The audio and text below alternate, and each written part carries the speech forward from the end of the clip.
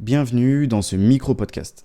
Lorsqu'on sort d'une formation, il n'est pas rare, si celle-ci a été extrêmement intensive, de ne plus avoir envie d'apprendre quoi que ce soit, mais d'appliquer en entreprise ce que l'on a acquis durant les derniers mois ou années. Et c'est bien normal. Tout comme la veille, c'est-à-dire se tenir informé des nouveautés et de l'actualité dans un secteur, l'auto-formation est primordiale et doit être continuée après être sorti de formation ou d'école. Je vois bon nombre de juniors et de moins juniors complètement laisser de côté cet auto-apprentissage et c'est une erreur fondamentale. On le sait, le secteur du numérique va extrêmement vite. En quelques mois, on peut voir son profil avoir beaucoup moins d'importance dû à un nouveau framework ou une nouvelle technologie que l'on ne connaît pas. Alors je ne dis pas qu'il faut se ruer sur tout ce qui sort, mais il faut trouver le juste équilibre comme toujours. Pourquoi devrais-tu continuer à te former alors que tu sors de formation ? La première raison, la plus logique, et que je viens d'évoquer précédemment, c'est pour rester à jour dans ton secteur. Que tu sois en poste ou non, que tu cherches du travail ou non, que tu as envie de changer de projet ou non, ou bien tout simplement que tu recherches le langage qui va te faire kiffer, tu dois continuer de te former et d'essayer de nouvelles choses, d'expérimenter. La seconde raison, c'est celle du perfectionnement. Tu as peut-être trouvé ta branche, une techno ou un framework qui te plaît vraiment, alors tout simplement fonce et pousse le truc encore plus loin et spécialise-toi à fond dans cette techno ou framework pour devenir un expert avancé. Attention tout de même, je suis personnellement contre la spécialisation à outrance, à part dans certaines régions, car on trouvera souvent peu de boîtes qui seront à même de payer un salaire à hauteur d'une vraie spécialisation.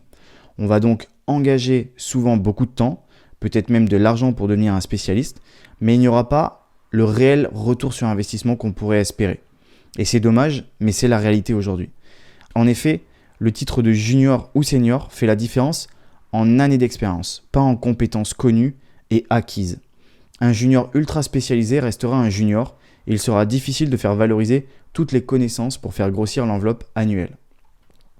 L'auto-formation permet aussi de voir et revoir des notions.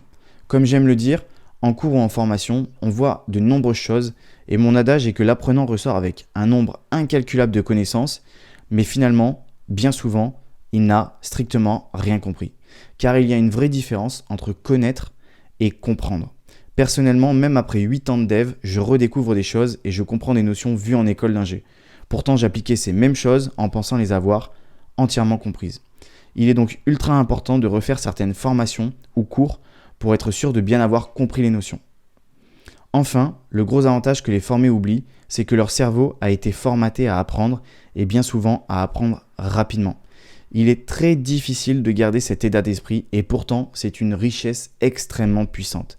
Être capable d'apprendre régulièrement de nouvelles choses n'est pas donné à tout le monde, mais lorsqu'on arrive à trouver le juste équilibre, on est capable de s'enrichir et d'évoluer extrêmement vite. Encore une fois, la plupart des apprenants décident d'arrêter d'apprendre et nombreux sont ceux qui, en reprenant une formation, échouent ou trouvent cela dur car en effet, ça l'est. Une fois qu'on est sorti du cursus d'apprentissage, il est extrêmement difficile de reformater à nouveau son cerveau à l'apprentissage rapide, mais pas impossible avec de l'exercice, car le cerveau, ne l'oublions pas, reste un muscle. Continuer d'utiliser le cycle d'apprentissage ne passe pas obligatoirement par continuer de se former ou d'apprendre dans un même domaine. On peut très bien utiliser cette capacité que l'on a acquise à apprendre rapidement pour une passion ou un domaine qui est différent du sien. Et du coup, on continue de faire travailler son cerveau. La montée en compétence se fera forcément en flèche, car notre cerveau a pris l'habitude de rechercher et d'intégrer des données de manière extrêmement rapide. J'espère que ce podcast t'aura plu. Comme d'habitude, je te laisse me dire ce que tu en as pensé dans les commentaires et on se retrouve la semaine prochaine. Ciao.